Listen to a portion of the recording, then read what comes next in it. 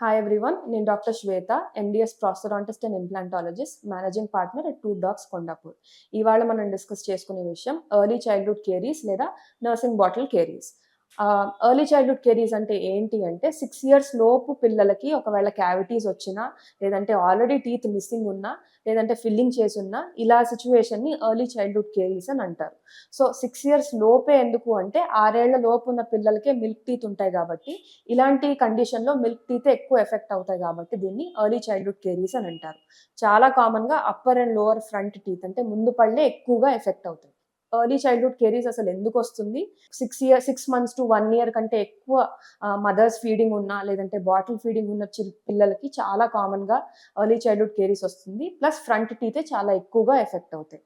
ఇది కాకుండా artificial sweetener consumption అంటే క్యాన్డ్ గానీ, టిన్డ్ గానీ, లేదంటే మార్కెట్‌లో దొరికే జ్యూస్ కన్జంప్షన్ ఎక్కువగా ఉన్న కార్బోనేటెడ్ బెవరేజెస్ అంటే పెప్సీ, కోక్ ఎక్కువ తాగే పిల్లలకి కూడా కామన్‌గా ఇది వస్తూ ఉంటుంది.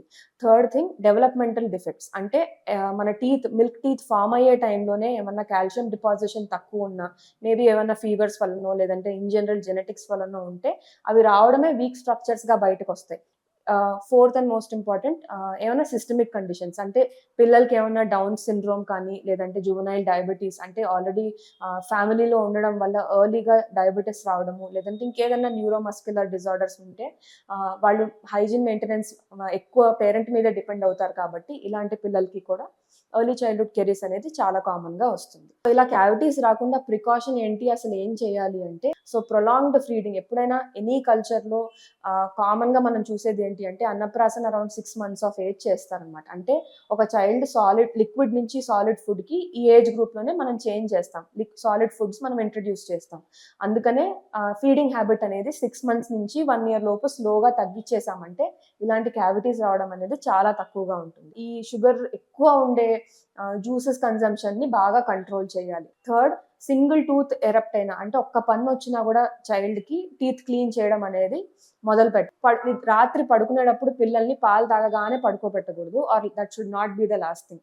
ఎప్పుడైనా సరే వాళ్ళు మిల్క్ కన్జంప్షన్‌కి వాళ్ళు పడుకునేదానికి కొంచెం టైమ్ గ్యాప్ అనేది ఉండాలి. సో ఇగ్నోర్ మాత్రం చెయ్యొద్దు అనే ఒక పాయింట్ చాలా రీఇన్ఫోర్స్ చేస్తాం పేరెంట్స్‌కి.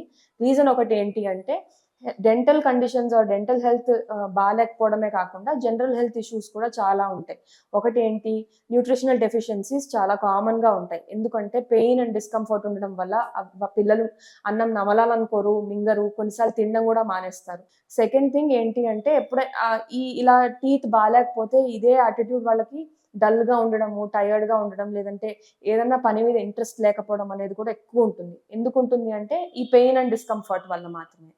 Third and most important, teeth care కూడా తీసుకోకపోతే ఒక పర్వాలేదులే అనే ఒక యాటిట్యూడ్ అనేది వేరే యాస్పెక్ట్స్ ఆఫ్ లైఫ్‌లో క్యారీ ఫార్వర్డ్ అవుతుంది. అంటే మనం ఏమైనా జనరల్ పని ఇచ్చినా పర్లేదులే చేయక్కర్లేదులే అని అనుకుంటారు. ఎందుకంటే ఇలాంటి బేసిక్ హైజీన్ మెయింటెనెన్సే మనం రీఇన్ఫోర్స్ చేయలేదు కాబట్టి. సో ఎప్పుడైనా సరే వాళ్ళకి టీత్ క్లీన్ చేసుకోవడము అనేది ఒక చిన్న వయసులోనే స్టార్ట్ చేసి, ప్లస్ వాళ్ళే చేసుకోవాలనేది మీరు రీఇన్ఫోర్స్ చేశారంటే టీత్ కేర్ వాళ్ళే తీసుకుంటారు. హైజీన్ మెయింటెనెన్స్ ఉంటుంది. ప్లస్ ఇలాంటి క్యావిటీస్ అనేవి ఖచ్చితంగా అవాయిడ్ చేయొచ్చు.